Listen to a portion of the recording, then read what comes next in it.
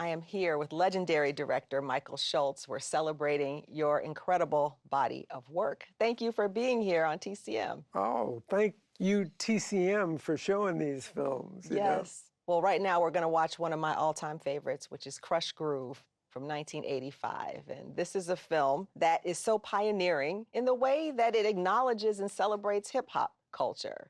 So how did this project come about? I had just finished shooting The Last Dragon in New York with a crew of 100 people, and there was only one black person on the crew.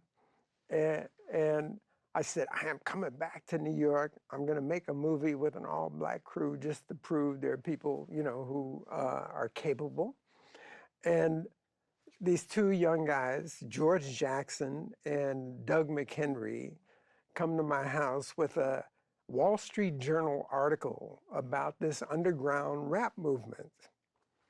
And they want to make a documentary. Am I interested in making a documentary? So we go to Long Beach, and there are 17,000 kids hanging from the rafters, throwing their hands up in the air like you just don't care.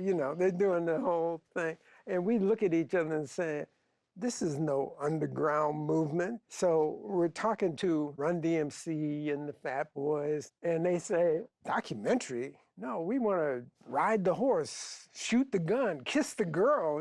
If it ain't going to be a real movie, then we're not interested. So we come up with the idea to do a wall-to-wall musical based on their real story. Amazing. So then we get a story about basically the founding of Def Jam Records. And the whole rap movement. And when I went to Warner Brothers Music, I had happened to have the good fortune to go on a yachting trip with Mo Austin, who is the head of Warner Brothers Records. And I said, look, you have not heard this music, but I guarantee you in 2 years, your kids are going to be singing. They'll know all the lyrics. They'll be singing this music. And it is true. He had never heard of the Fat Boys, Run DMC, Curtis Blow, nobody had. And so he called up the film people and said, make this movie, Yeah. He asked me, how much do you need? I said, $1 million,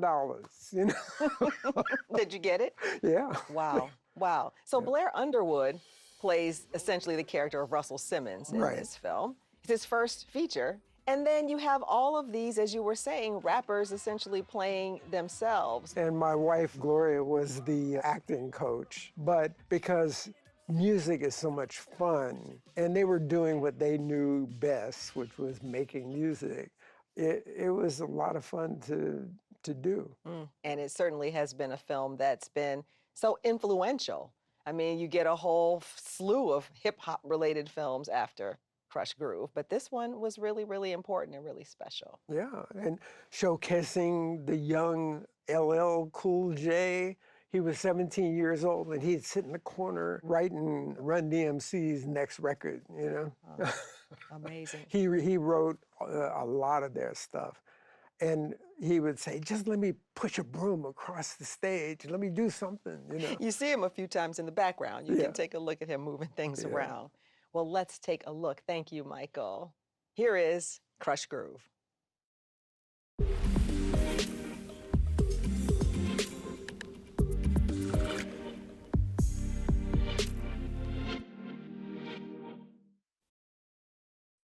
Back with us to discuss Krush Groove is the director, Michael Schultz. So this film is amazing on so many levels, the array of talent that we have from the hip-hop world. But then Sheila E is playing the love interest. And I always wondered about the casting of Sheila E because she comes from a very different musical world. Completely different. Warner Brothers said, we can't make this movie with no-name people, We have to have at least one name from the music world.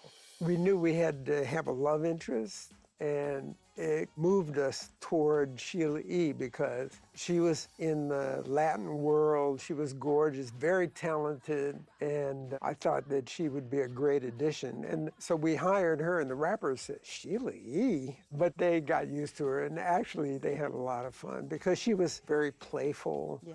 And so we even gave her a little rap to do, you know? Yes, yeah, it's a really cute scene, yeah. And it probably didn't hurt to have somebody from the world of Prince and his music in this film after Purple Rain had been such a huge hit. Purple Rain and Prince were heavily influential, and I found out later, Prince had been rehearsing her all night long, right? So that she would be perfect. And all of this totally unasked for and unknown to me. But that was how Prince was. He wanted his people to be perfect. Yeah. The Fat Boys are so entertaining in this movie, and I think that was a surprise to many people. They really came across like one of the legendary comic groups. They bring a level of humor that is so endearing. Right. That's what I thought, that they were like the modern day Three Stooges, because in real life, they were. Yeah, yeah. What was it like shooting in New York? So it was great. We wound up with maybe 80% crew of color, you know. I hired Ernest Dickerson. He was a cinematographer. Yeah. My crew eventually became Spike Lee's people. Yes, yes. He inherited them, you know. Amazing, yeah. Making a comment like that just really makes me reflect on the ways that you've been so influential in the industry overall, of course, but also in terms of opening doors for people of color to work in front of the camera and also behind the scenes. Has this always been something important for you? Absolutely. You know, what always kind of ticked me off was you'd get this response, well, there's no qualified people, you know.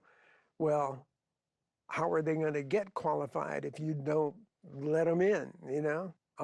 So I just happened to have the good fortune or timing where there was enough agitation in the streets for social change that the studios were looking for a Black person so that they could say, we've done our part, you know.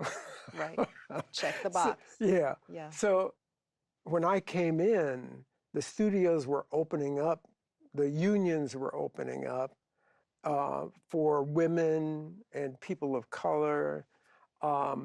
And that was not really happening in New York. New York was like 10 years behind Hollywood. But seeing that whole change was great. Yeah, yeah. Well, you didn't just see that change, you helped to make that change happen. I did what I could do. Well, thank you for all of your work. Thank you for discussing it with us here on TCM. We really appreciate It's it. been an absolute joy and a pleasure. Thank you. Well, Michael is saying goodnight, but please stay with us because Silent Sunday Nights with me again is coming up next. Stick around. Next on TCM, Within Our Gates. Then Oscar Michaud, the superhero of Black filmmaking. And later, Métis. TCM's your home away from home tonight.